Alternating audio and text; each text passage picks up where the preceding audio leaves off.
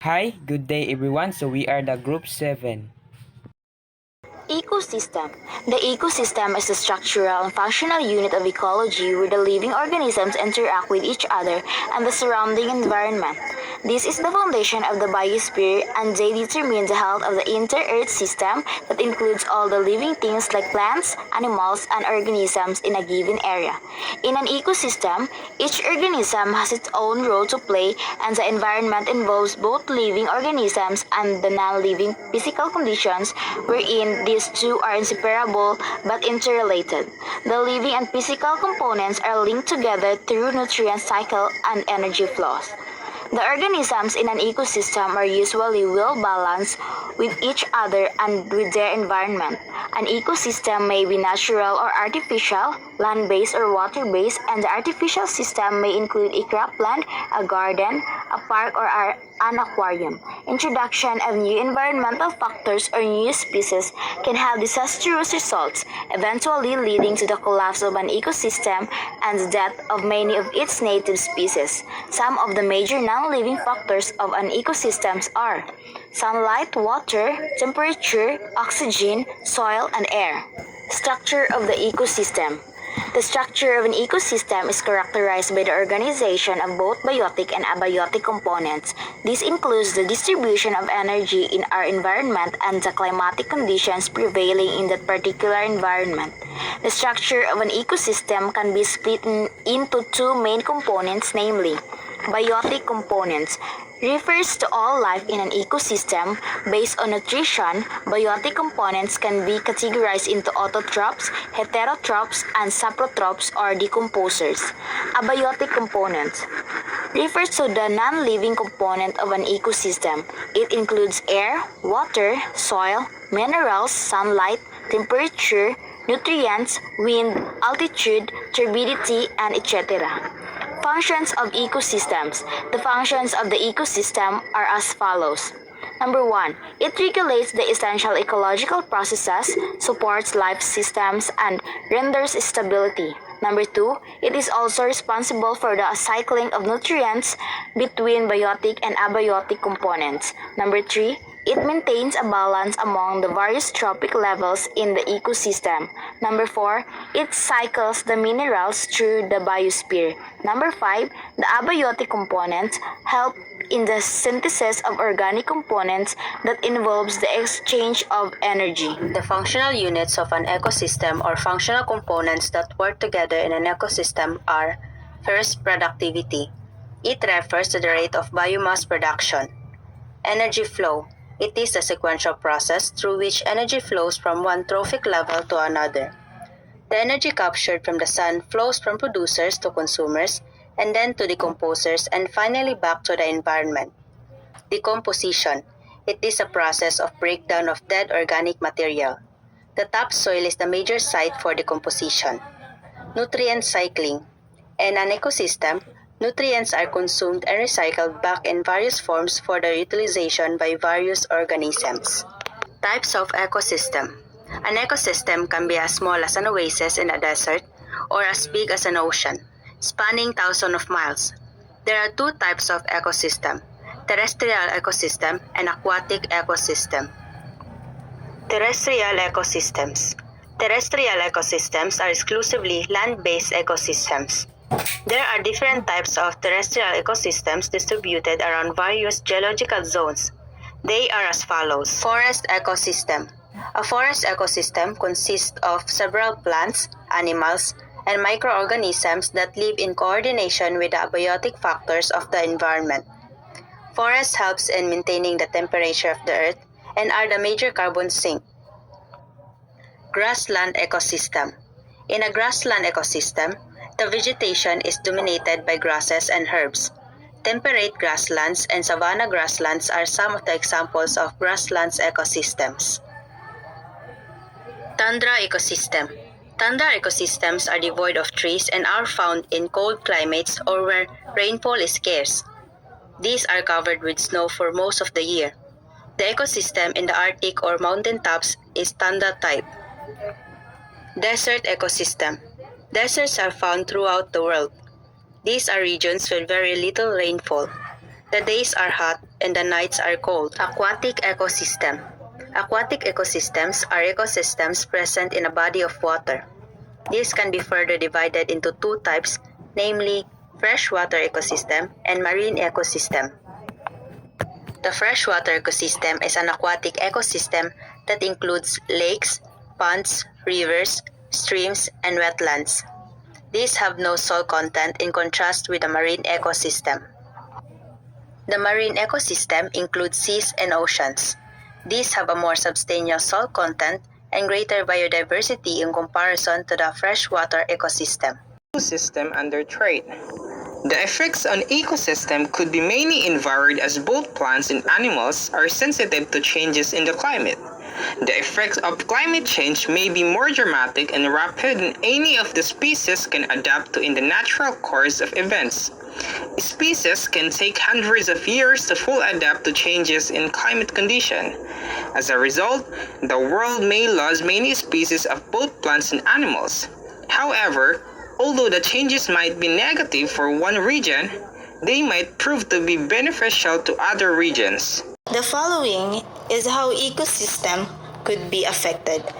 Forest. With the effect of climate change, many of the species may have to migrate to cooler climates. This type of migration normally happens over the course of millennia and not over the period of decades that may be required.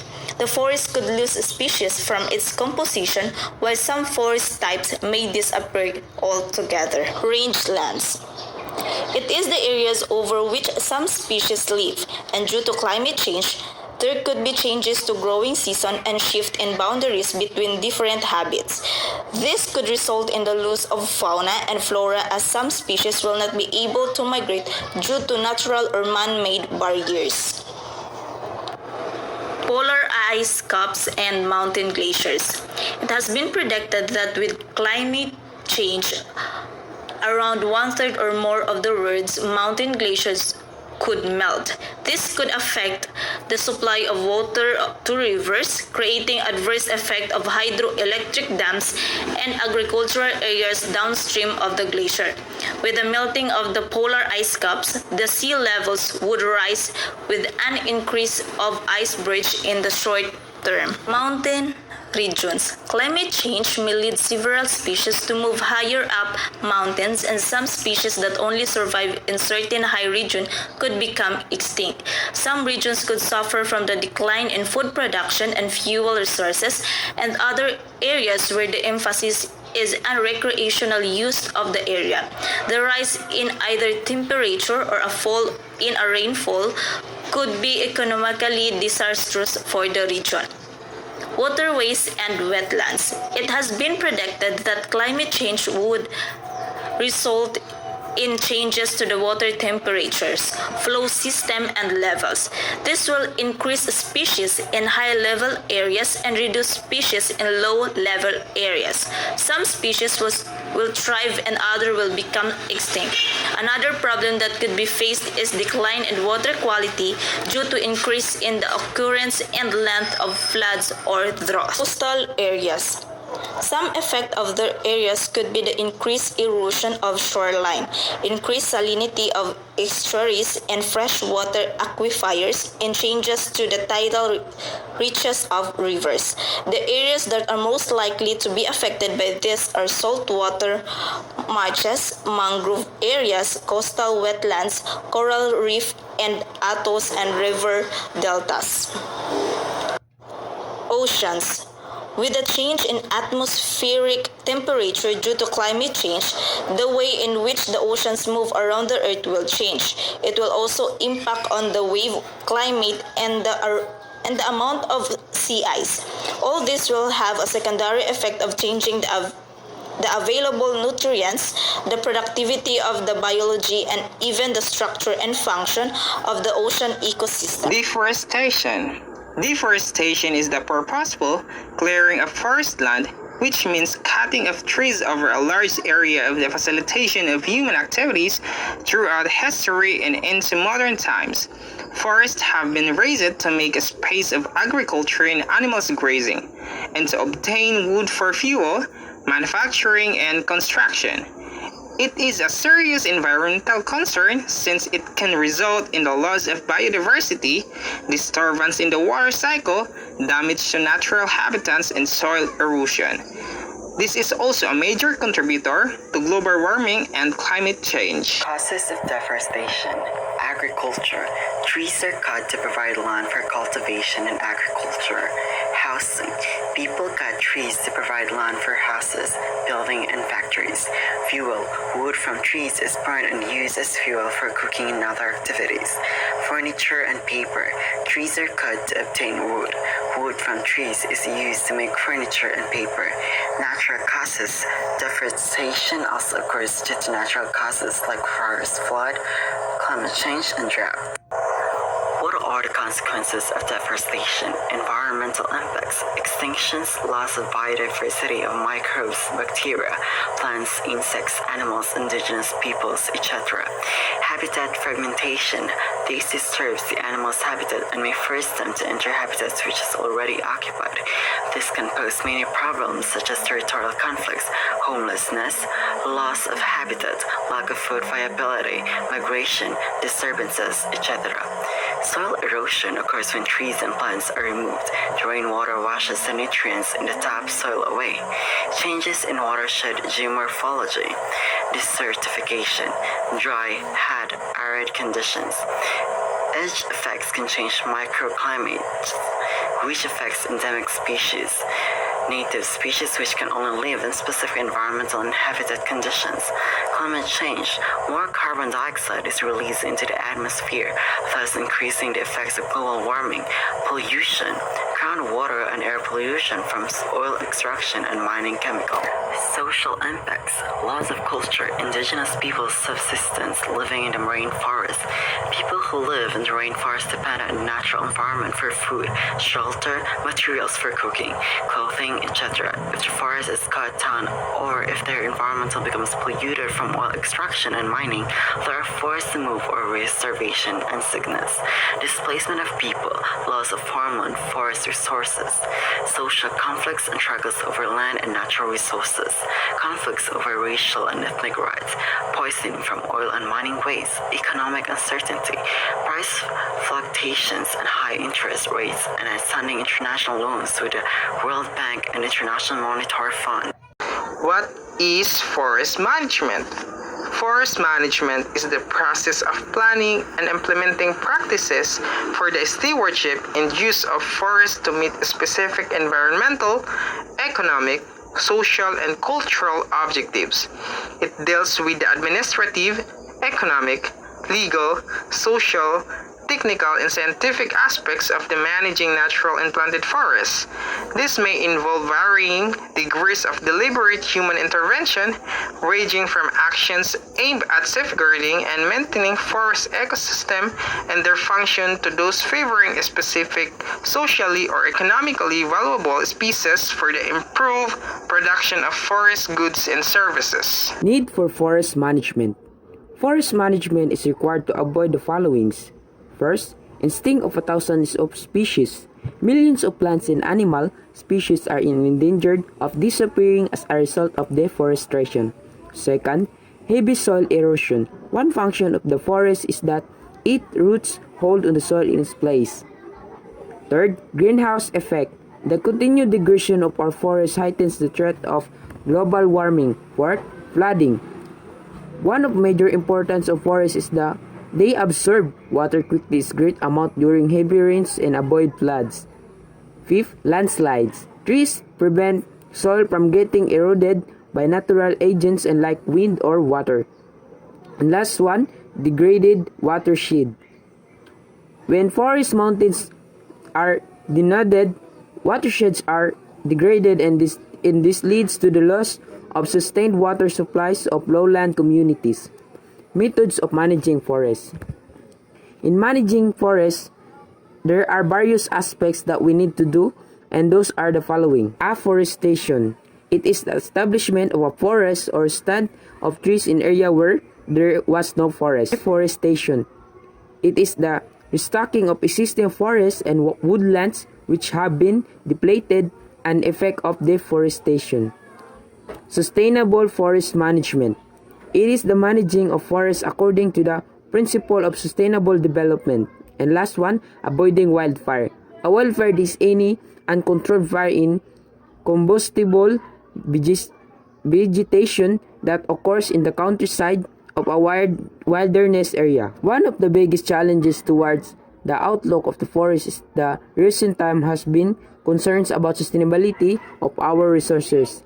It has emerged as one of the main concerns of recent policy advocacy.